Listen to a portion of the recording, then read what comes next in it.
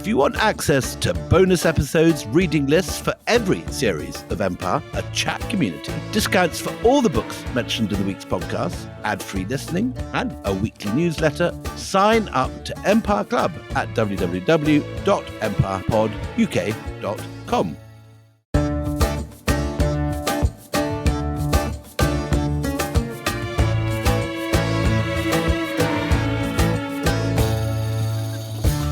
Hello and welcome to Empire with me, Anita Arnon. And me, William Dalrymple. And we are very, very lucky because once again we are joined by the legendary Camilla Townsend. We left you in the last episode having explored Pocahontas' family. We met her father, who was a powerful Native American chief in what is now present-day Virginia, Powhatan territory. Now, there's another man who most people associate with the Pocahontas story, isn't there, Anita? I mean, you know, you can't say Pocahontas' name in popular culture without also mentioning John Smith. And the image that's often conjured up is a kind of a Chris Hemsworth type Thor-like creature with very blonde flowing hair, crystal blue eyes. Magnificent pecs. Jaw like a brick. I mean, what did the real John Smith look like? And who was he? So John Smith was one of the settlers who came to Virginia in 1607 in order to settle the town that they named Jamestown after the king. And he actually ended up becoming what was called president of the colony. He didn't start out that way, but was rapidly promoted to that. And he was sent up various rivers to try to trade with the Indians in order to get more food because the English were starving. And it worked. The first couple of times he went upriver, he did manage to make some trades, but the indigenous were noticing him and thinking about this. And on the third try, they actually simply captured him and took him to Werowocomoco, the capital of Werowocomoco, that is where Powhatan, the king, lived. And they questioned him. At that time, of course, they had to do all of this through signs and symbols and gestures. But Pocahontas, one of the daughters of Powhatan, as we said, was assigned to him. And because she was young, a child, she learned languages quickly. And so we know that she and John Smith were trying to teach each other something of their language. What was their age difference between them? When you say she was a child, what was the age difference? We think she was 9, perhaps 10 years old at that time. And John Smith was in his early 30s. We don't know exactly what he looked like, but he was known to have been rather short and stocky. Well, there is an engraving of his face, but he looks like any other bearded English gentleman at the time. Okay, so all we really know is short, stocky, and about 3 or 4 times as old as she was. But do we not know that he had a big bushy black beard and big flowing black hair? I mean, isn't that also sort of mentioned, or am I misremembering that? Bushy beard, and it does, in the engraving, it does look as though the artist was trying to represent it as dark hair. I'm not aware that anyone ever said in a diary or letter that the hair was black, but maybe. But I mean, he's short, he's stocky, and he's sort of bushy, which is not the image that we have, yeah. And most importantly of all, he's significantly older and she's a child. She's a child, right. The idea that there was anything between them in the sense of a romantic relationship is clearly utter nonsense, but given the age and given things that she is known to have said later. He did say later during an investigation of his conduct that was occurring, I'm paraphrasing here, but it's pretty close. Some people do say that when I was in my cups, when I was drinking, I did paw at her a little bit. So as if he had sexually molested her a bit and claimed her as my woman. But I would never have done such a thing because I knew that she, although the king's daughter, was never one who was going to inherit power. Oh my God. Yes, isn't that dreadful? He had been accused, in effect, of trying to make time, as we say over here in America, with this girl on grounds that if he married her, he would then be someone very powerful because he'd be marrying the local Indian king's daughter.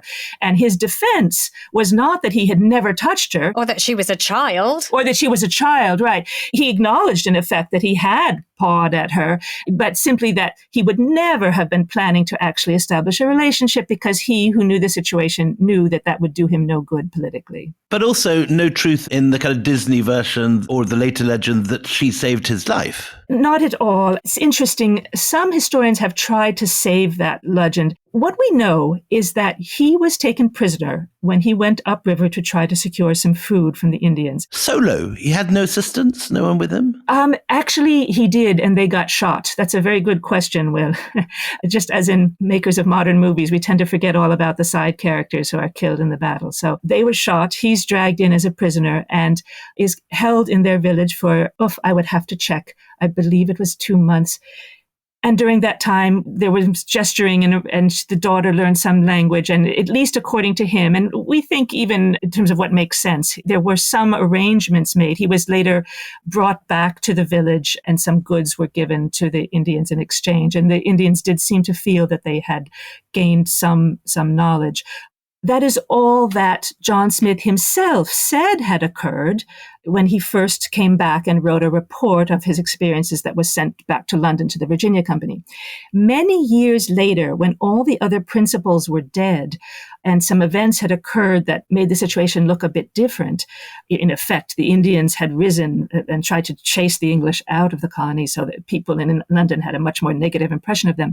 At that time, John Smith wrote a book, and he said in that book that the king, Powhatan, and his people grabbed him and forced him down and planned to bash his brains out, but that very fortunately the king's daughter threw herself over him to save his life, and the king respected her wishes and did not kill him. The reason nobody believes this, or scholars don't believe this now, is not just that he only said it years later when all the people who could deny it were dead, but also that John Smith told a similar story 3 different times. In his writings, he wrote about his travels, which included travels to Russia and even to North Africa at one point after a shipwreck. He always claimed that a beautiful, half-naked young girl had tried to save his life, and that the father or the owner of the slaves, whoever it was, had, not killed him for that reason. So it seems to have been a favored motif on his part, a trope. And it seems to have been something that the English readership liked. A friend of mine who is a medievalist says that apparently in quite a bit of medieval English literature, if you're a guy, you know that a young woman really loves you if she's willing to die for you. And I did ask him, does it work in reverse? And he said, no. The girls have to die for the guys. Okay. No, absolutely. So this man, like many others in the period, is a stud in his own mind, and probably none of this actually happened. So what do we know? This would never happen today, I should say. Yeah. She says wearily. But what actually did happen then? I mean, what do we know of? So he's held prisoner for 2 months. How does he get out of the camp? And is Pocahontas with him when he leaves the camp? John Smith leaves with an escort given to him by Powhatan. He is brought back by the Indians fully voluntarily to the English camp. This is why, or part of why, we have no reason to think they tried to kill him. They clearly spent the time questioning him, talking to him, and setting up an arrangement. Didn't they just pack him off with a coat with raccoon tails and things? So he was sort of quite well taken care of. He was taken care of. Yes, he was given raccoon tails and other gifts. Is that very fancy, a raccoon tail? Is that 5-star treatment? Is it, or? Yes, that's 5-star treatment. I suppose through movies and such, every European now knows what an American raccoon looks like, but they are quite dramatic, and a fringe of raccoon tails it is elegant indeed, even now. Okay? So he goes back with various gifts, and he, according to Powhatan's druthers, he is to give the Indians gifts in return. What Powhatan really wants is a falconet, a small cannon. He doesn't get that, but they do give him other gifts. It's a bit vague as to exactly what. But it's very clear that Powhatan, which makes perfect sense politically, is trying to set up an arrangement, a mutual gift-giving arrangement. A gift-giving arrangement as an alliance. So, this was going to strengthen his position. You said that he's surrounded by tribes that he makes war with. But I mean, is that what he's thinking? That's exactly right, Anita. This is a very powerful man in his own context, but in order to maintain that power, he needs to be the one with a pipeline to these remarkable goods that these strangers have. Or weapons, guns in particular. But also kind of agricultural instruments and things presumably would be useful for them. Anything made of metal, because they didn't have it. So whether it was a head to tie to a stick and make a hoe out of it, or a metal axe, which would work better than their stone, they had flint and other stone tools and arrows, of course, but you can make a lot more progress cutting down a tree in your farm field if you have a metal axe than if you have a flint axe. So they wanted all of these things. They had also seen muskets fired, and they wanted those too, although they proved to be harder to buy from the Europeans. So in a sense, that explains why they're not just wiping the Europeans out. There's things they can get from the Europeans that make them useful neighbours as well as a threat. That's exactly right. The indigenous tribes who have a trade relationship with these newcomers will be more powerful in their own context. And at that time, Powhatan, Pocahontas' father, would have had little reason to think that these people would ever become a terrible threat. A bit of a threat, yes, because, for example, when the Indians shot arrows at metal armor, the arrows would simply splinter. They had certainly learned that European weaponry and armor was powerful. But he would have had little reason to think that this was going to be an existential threat. There just weren't that many of them. It took a while for them to realize how dangerous. Yeah, but at no point, it sounds like a business transaction. At no point does it sound as if they ever fell to their knees, the indigenous tribes, and say, we worship you, great Europeans, we think you're amazing. All that sort of Cortez stuff. Oh, yeah. There was none of that. Even by the English own testimonies, we don't have to look at what other indigenous people said in other situations where we have more written records to demonstrate that, because not even John Smith, who was a bit of a braggart, ever claimed that they thought he was a god. Not at all. And in fact, Thomas Harriot, who went to Roanoke down in the Carolinas a generation before in the 1580s, he one moment said, oh, they thought we were gods. And then he corrected himself because he was a scholar, a mathematician and a linguist, and it felt like he couldn't quite put this lie in writing. He said, well, leastaways, they thought that some of our goods and equipment may have been given to us by gods. So he had to admit, maybe they didn't ever really think we were gods. So at what point, Camilla, does it become soured, this relationship? If you're trading with someone, you want to be on friendly terms, but it doesn't always stay friendly, does it?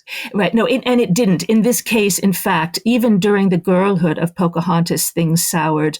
The English did not, well, I should say the British, because my understanding is that they were not all English there. But in any event, the people living in the fort did not always behave themselves. They started to demand that the Indians give them corn. They were used to, having read the reports of the Spaniards, they thought they would be able to rather easily intimidate the indigenous into giving them food that, vastly exceeded the value of whatever trinkets they were giving in exchange. And that did not turn out to be the case. They sometimes seem to have forced sex on local girls, local women. So as a result, the indigenous people began to attack them every time they left the fort, and they were left to sort of try to secure food by shooting ducks from up in the sky, flying over, from within the fort, that sort of thing. And they lost a number of men who left the fort to try to get food. So it was a state of low intensity warfare within just a few years.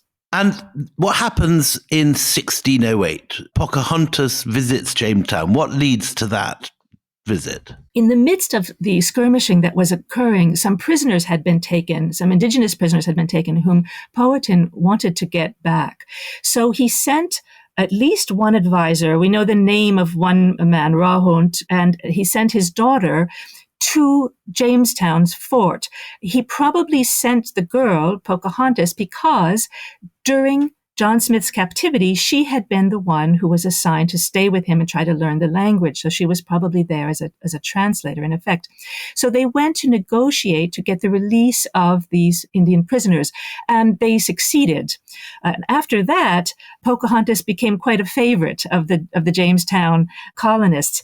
Several of them told stories of her sort of mischievous ways, which fits, in fact, with the nickname that we know she had. Camilla, we haven't got a portrait of Jamestown at this period. How many people are there? What sort of state is it in? Is it surrounded by a wooden palisade? What's the situation? Jamestown was rather primitive compared to our image of it, whether we're thinking of the Disney movie or historical reconstructions. The Brits who were there had found themselves starving quite quickly. And in order to protect themselves from the Indians who were growing increasingly angry at them because of their demands for food and for women, etc., they had built a stockade so that they could, be somewhat protected. But it was thrown up rather rapidly. They didn't have, at the time, the energy, the tools, the equipment to do a very good job. There were carpenters with them, but not many, because when the English came, they expected that they would be able to make the Indians work for them in the same way that the Spaniards had managed to make some of the Aztec. On the basis of a racial superiority, that they just thought these people were born to be their servants? Partly, I suppose, but they also thought they had some hard evidence because they had been reading accounts written by the Spaniards of their experiences in the New World. But But what they didn't understand is that the Spaniards were dealing with highly settled, densely populated, what we might call advanced civilizations, people who've been farmers for a long time. So if you are an Aztec or one of the ethnicities closely related to the Aztecs and the Spaniards arrive, it's far easier to just pay the taxes that the Spaniards demand than to do anything else. They couldn't really run away to the woods. They needed their local temple, their local aqueduct with the running water, etc. Just like we couldn't really run away to the woods, But in the case of Virginia, Pocahontas' father said that he would run away to the woods if the English kept harassing him, and then eventually did so. They were semi-nomadic people, so it posed no threat to them. It was no impossible task to them. We are going to take a break soon, but just to take us up to the break, and another reason for the English swagger or the British swagger would have been because they were expecting more colonists to arrive in 1609. That was the calculation that they were making, and that didn't happen. Tell us about the ship that never came. All of the colonial ventures depended on the idea that the few men and sometimes the occasional women who were being left there at this outpost of empire would soon be joined by others. But in fact, this often did not materialize. Roanoke is the most famous example. It was left high and dry for years during the period when the Spanish Armada had attacked the British islands, and there was nothing that they could do in terms of returning to the New World. Likewise, in Jamestown, they were waiting for new supply ships. At one point, things became so dire when the ships didn't come that the settlers in Jamestown packed up and were preparing to leave. And literally, as the first of them were sailing down one of the rivers, towards the Chesapeake Bay and then would have gone out into the ocean, at that moment, a little fleet headed by Lord Delaware, for whom the state of Delaware is now named, showed up, sort of just in the nick of time. Otherwise, Jamestown would have ceased to exist. As Roanoke did. As Roanoke had ceased to exist, and as another colony up in Canada and another one in today's Maine had all ceased to exist. And some other little town would have become the first, quote, first British settlement in America. But they arrived, and everybody apparently happily went back to the fort and began to exchange news and, unfortunately, to make plans for attacking and pacifying, if you will, in military parlance, the local people. Camilla, just before we break, just give us a picture, though, of Pocahontas in this town. She has quite a good time. Well, does she? Or does she, Camilla? Honestly, does she or not? What do we know? Pocahontas' first few trips to the fort clearly were enjoyable for her. She was very successful in negotiating for the release of some prisoners on behalf of her father. She returned several times with gifts for the colonists, food gifts, and the colonists spoke glowingly of this little girl who they felt had befriended them and whom they befriended. Who's still sort of age 12 or 14? How old is she now? Well, she's growing up. A few years are passing, but right, she would have been no more than, say, age 12 before things disintegrated so badly that she couldn't, and the skirmishing was such that she could no longer come to the fort. All question of friendship is over for a while. Now, later, she's going to come back to the fort under very different circumstances, but perhaps we will talk about that part of her life later. We'll take a break there.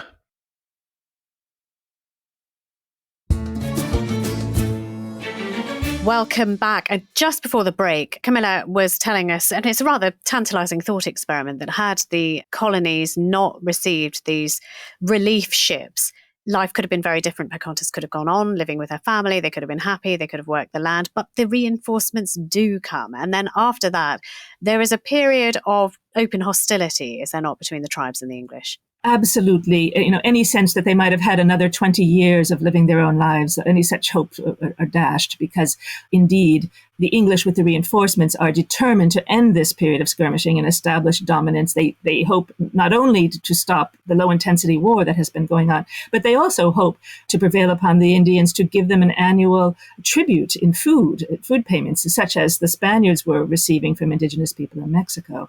That was not to be, but that is what they hoped for. So they attacked. And why on earth would the indigenous have wanted to give any food to this lot?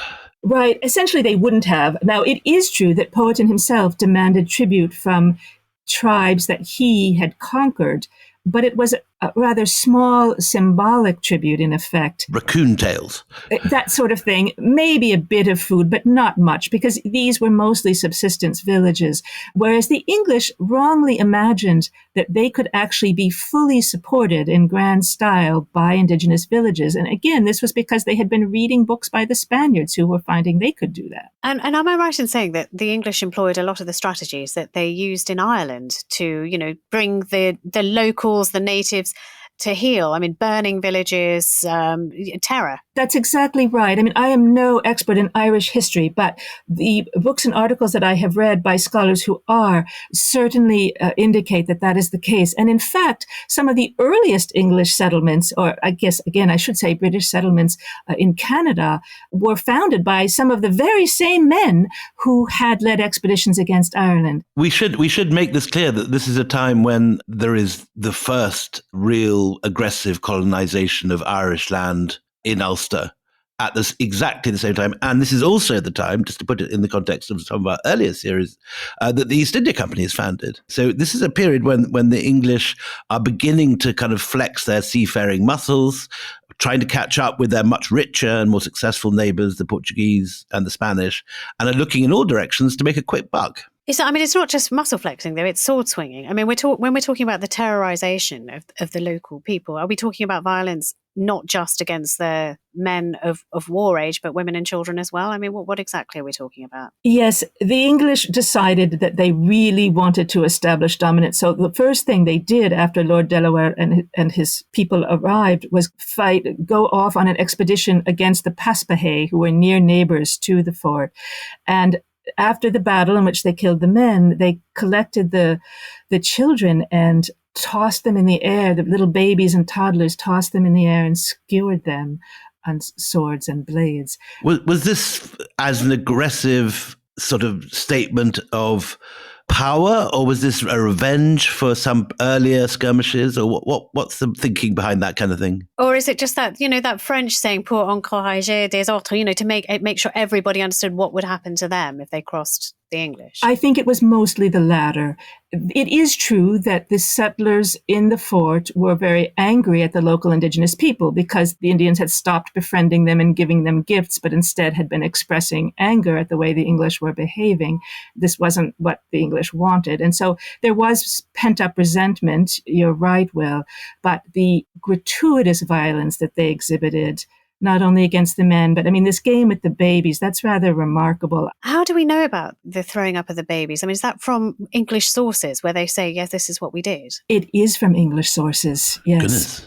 Isn't that something? Right. But right. exactly this period again, you get that sort of hideous brutality in Ulster. And it is a time of famous horrors which are remembered in the Irish annals as a time of terrific Elizabethan brutality in Ireland. So while all of this is going to hell in a handcart, what is happening to our heroine, Pocahontas? Where is she and what's going on in her life? Right. So during the intervening years, that is, remember, she had been a little girl when the English set up camp in 1607, and she had started to come to the fort in 1608. By the time things had reached this pass that we're describing now, a number of years had gone by. She was no longer a little girl. She would have been 14, 15, which was marriageable age. And in fact, she had married a warrior named Cocoam. We don't know exactly which tribe he was from. It could have been any of the 20 to 30 tribes her father governed. And she lived with him for a while. We actually don't know what happened to him, but I would presume he probably died. It is true that divorce was easy and frequent in her culture. If things weren't working out, you could part. What we know with certainty is that she was no longer married to him several years later, because, perhaps I'm getting ahead of things. Okay. Right. But we don't know if there were any children with this marriage. We can't be certain, but again, it seems virtually certain that there were not, because later she happily enters into a relationship with the English without having any children with her and without expressing any desire to go home to any children. Okay, well, let's go into 1613 and Pocahontas. We don't know what's happened to her missing husband, right, for sure. But she's on her own. She's staying with the Werowocomoco people. And what happens to her there? Because this is where her story really really takes off and enters the imagination of the West as well. That's exactly right. So she's up visiting the Potawatomi. Today we call the river that they lived on the Potomac. It is where Washington, D.C. is. So she's up there, which is the far reaches of her father's kingdom. We don't know why. She could have been just visiting. It could be that's where her husband had been from. It also could be that she was there in effect to collect the symbolic tribute on the part of her father. In any event, these people who clearly do not love her as much as one might have hoped, or she might have hoped, encourage an Englishman named Argall, Captain Samuel Argall, to invite her onto his ship. He's up there on the Potomac. We know for sure that it is her host that encouraged this. Well, it is in fact Captain Samuel Argall who tells us this, but I think it is the only thing that makes any sense, because she was a visitor. If it had been her own village, then there'd be any number of reasons why she might have ended up visiting the foreigners on their ship. It seems unlikely to me that a visitor would make that decision without any discussion with the locals. But that could be a misinterpretation. So you posit the fact that this is a tributary tribe. They don't much like Pocahontas' family. They're sick of giving and tribute it's a to her setup. father. I would guess that is the most likely scenario. I mean, as I mentioned, How fascinating. It could well be that she was visiting her in effect, her in-laws. We don't know with certainty, but given the geography of it, they would have had reason to resent her father. Okay, so I mean, according to Argall, he's sort of paid off to do this terrible thing, but she's invited onto the ship with honour. Is the story that he says, "Look, just take a little nap. You look very tired." Is that true? Well, we don't know. That's the story, right? That's what Argall says. Right, to take a little nap. But we don't know what really happened, except for the end. That is, he pulls anchor. I guess I don't know the nautical termination, right? Hauls anchor. It sounds very authentic. Sounds good enough for us. And sails down the river with her, in effect, prisoner on the ship, and brings her back to the Jamestown settlement. And there are many similar stories to this in the early history of colonialism. Yeah. Absolutely. And in fact, there are even orders that come from London that they are supposed to look for captives, important captives, because again, as you say, that worked in so many places, including for the Spaniards, but elsewhere around the world. Get yourself a royal captive. Maybe that person can become an intermediary. Maybe they can learn the language. Maybe they can be released, ransomed for something that the Europeans want. So we have every reason to see that Argall would have been delighted. And this happens even a century later in the South Seas with Captain Cook era. You get the same sort of thing going on, and all these characters being brought back forcibly to England. That's exactly right. Yeah. So the English have their hostage, whatever they're going to do. I mean, anyone in her place might be terrified out of their wits. But I love this about her, that she says, okay, I'm here. I can't change this. I can't get off this ship. I don't have the power. So she sort of turns herself into a de facto diplomat, doesn't she? She starts working the system. Eventually she does. I wouldn't want to imagine that she gets to that point psychologically right away. It had to be terrifying. I mean, these were people who, although she had, begun to learn some English and had even been friendly with some of the men at the fort. They've kidnapped her. I mean, there's that. And for the past several years, they had been in a state of war. Now, I will say a young woman in her culture would not expect that enemy men would kill her. What such a young woman would expect is that they would force her into a sexual relationship with one of their own warriors. That was what happened. And then the children of such unions were treated absolutely fine. They did not become, permanently enslaved, what we would call chattel slaves in the history of America. So she would not have thought that she was going to be chained in a dungeon. She would not have thought that she was going to be brutalized, physically for the rest of her life. But she might have thought she was going to be raped. Yeah, absolutely. She would have expected that, frankly. Okay. So she was taken to the fort and then eventually was brought to another English settlement upriver, Henrico, but at first was kept prisoner in the fort. Okay, and while she is there, sort of a prisoner, I'm sure she would have rather have been with her family. But she starts, the reason I said, she starts working the system is that I'm not sure whether this full declaration that she's converting to Christianity is expedient or ecstatic and religious. I mean, she does sort of fall in with the local reverend, does she not? And she does start learning about the Bible. And she does say, okay, from now on, I'm a Christian, I'm like you. Yes and no, Anita. She is put in the house of Alexander Whitaker, the local reverend. That's why she's put up in Henricus. That's where he is. And there are other women there too, which is probably also why she was imprisoned there. It's clear that the English wished to use her more as an intermediary than any kind of a sex slave. Yes, that doesn't speak of someone that's been brutalized and raped. That speaks of someone they want to use as an intermediary. Exactly. So she was probably treated quite well, but she's still a prisoner. I don't mean to romanticize it at all, but I guess I don't want us to imagine that she was tied by her feet in the basement. Right. So there she is, and they are teaching her English, and they're teaching her about Christianity. And here's where I sort of resisted a bit, Anita. She does not agree to convert. A year goes by, and she is still saying, no, thank you. No, thank you. Are there examples of converts already at this point, or not yet? I don't think there are. Let me think about that. There have been some indigenous boys brought to England, Namontauk. It's possible, I'd have to look at the dates. It's possible that one or two of the indigenous boys who had been taken off to England to learn English, etc., had converted over in England before this had happened. But nobody local, nobody who was still living amongst the indigenous people as part of their culture had. So what happens is that the English decide that they're getting no good use out of her. She's not doing what they want. So they put her on board a ship and go upriver to try to talk to her father, using her much more directly as a hostage. That is, they're threatening her father. We have literally, probably, and certainly figuratively, a knife to your daughter's throat. Horrible things are going to happen if you don't enter into the relationship that we wish you to enter into with us. That is, to give us tribute payments in corn regularly. They send a messenger off to speak to her father, and he sends back the message, not to kill her in effect. Meanwhile, something else has happened. John Rolfe, one of the settlers who apparently was one of her English teachers, has written a letter to the then governor, Thomas Dale, and we still have this letter. And he's the one who says, I would like to marry her. And he's the one who tells us in this letter that still exists. It's in the Bodleian Library, if you want to go look at it. I'm sitting in Oxford here. I could go this afternoon. Yes, right. Yeah. He says, I know you might not approve of this because we all know she's still an unrepentant pagan. But he says, I promise if you let me marry the girl, I will make sure that the children born become our first Christians.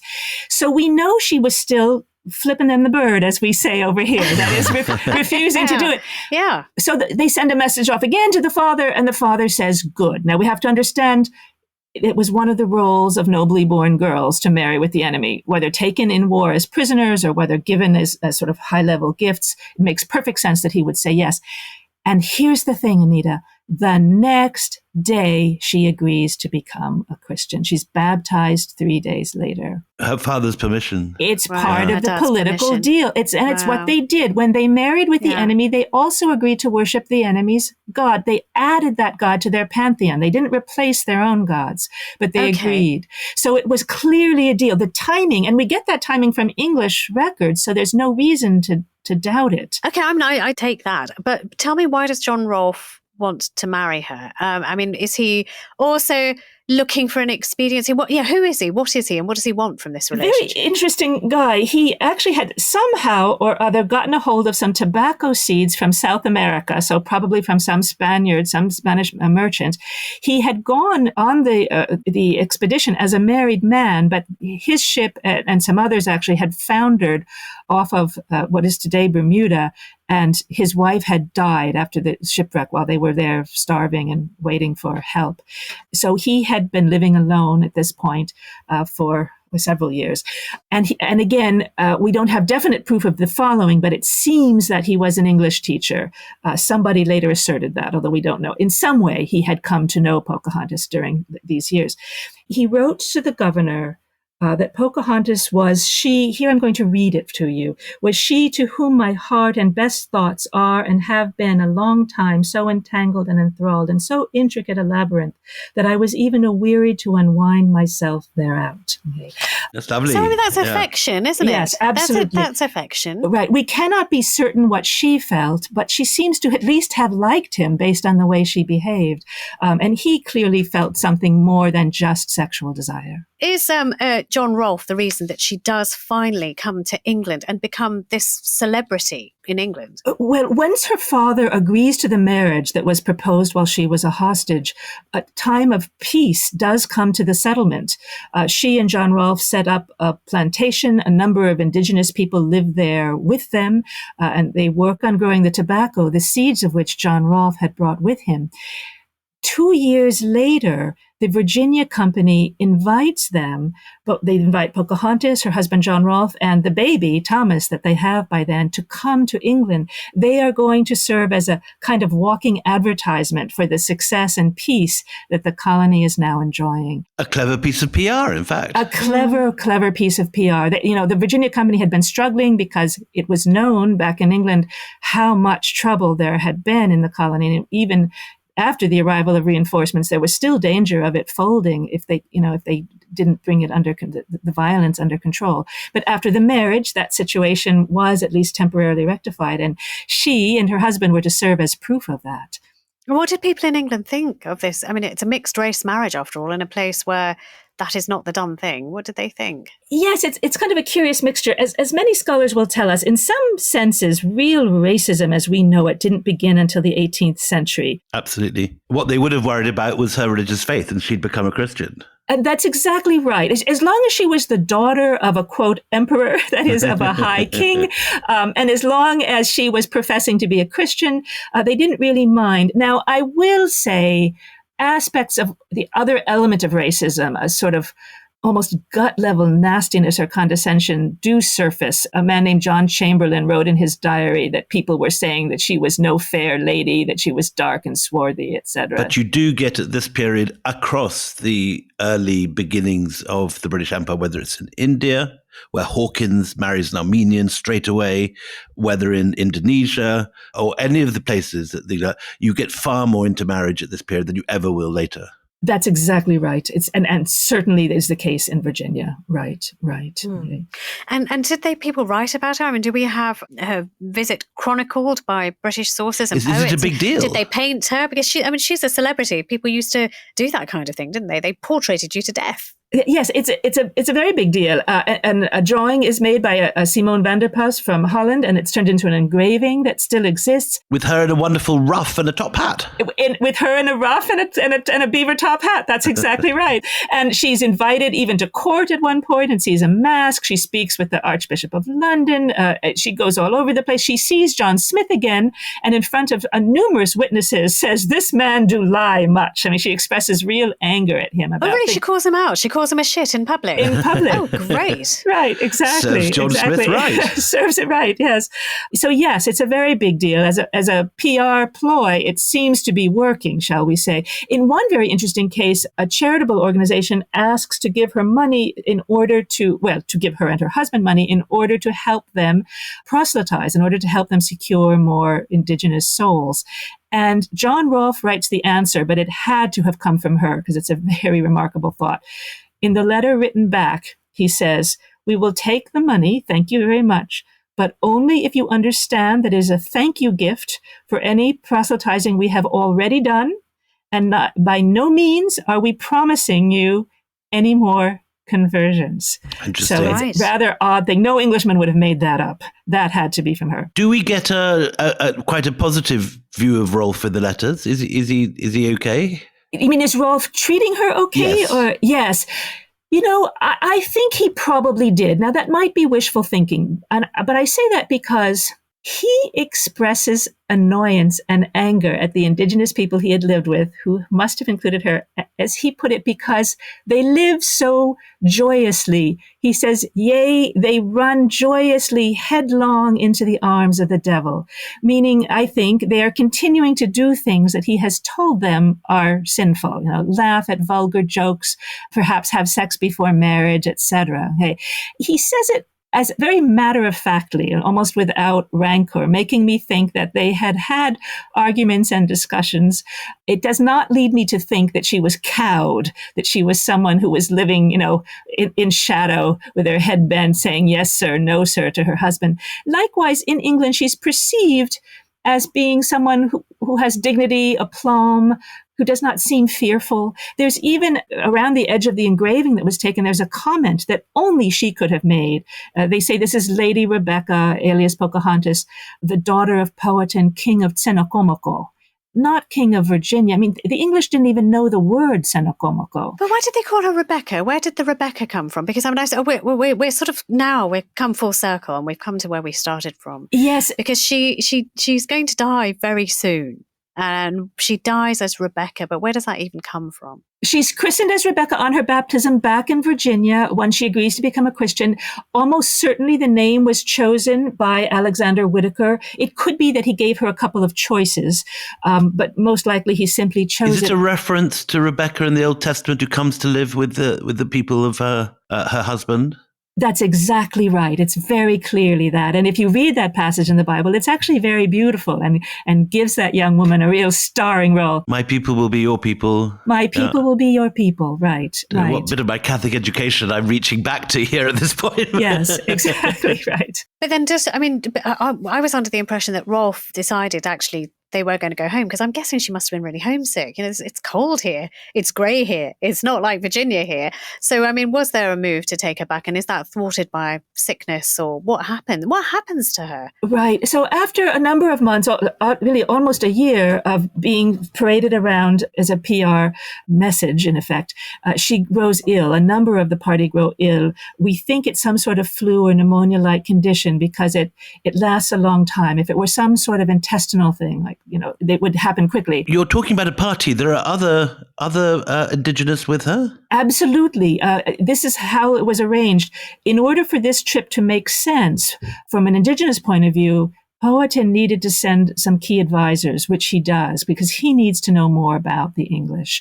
It can't just be what the Virginia Company wants. In that case, why would she want to go, and why would she be willing and happy? She's also doing what her father wishes. So there are a number of indigenous people, one of whom actually accompanies her to, for example, meet with the bishop. So they're not kept back in the hotel, all of them, all the time. A couple of them are clearly there to take care of her child, Thomas. Yeah, so again, that turns the mythology on its head, that, she comes to England, she falls in love with everything that's English, and she sort of turns her back on her culture, her homeland, her people. That just didn't happen. Absolutely not. She's there on a fact-finding mission, and this illness spreads among them. So they decide to leave, and it's a bit late in the season, but they decide to leave.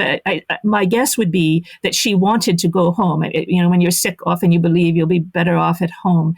They only get as far as Gravesend, as you mentioned at the very beginning, and she's so sick that they have to get off, and they go to the local inn, and there she dies. She's buried by the church at Gravesend. Her infected lungs are full of fluid, we read at this time. Yes. Now, some scholars have quarreled with me that we don't know for certain that it was a lung ailment, but we really do, because her whole party is sick, and they continue to be sick. If it were a digestive type thing, some sort of microbe, amoebic condition. Flux, as they call it at the time. Flux, exactly. It would pass rapidly through them, killing and then be over. But instead, after she dies, several of them are so sick that they leave them behind in England to continue to cough up their phlegm and try to cure themselves. She does. She sort of seems aware as well of death and her attitude to it, because there is a quote that apparently she says to an Englishman just before she dies. She says that her people, when talking about death, they held it a disgrace to fear death, and therefore, when they must die, they did it resolutely. Right. Which means that she must have always been aware. But what I find shocking is that this is such an enormously rich life. She was only about 20 or 20, 21 when she died. 20 or 21 at the oldest. And right, she had such a significant and event-filled life already that it rather boggles the imagination. And she's buried and we know her grave.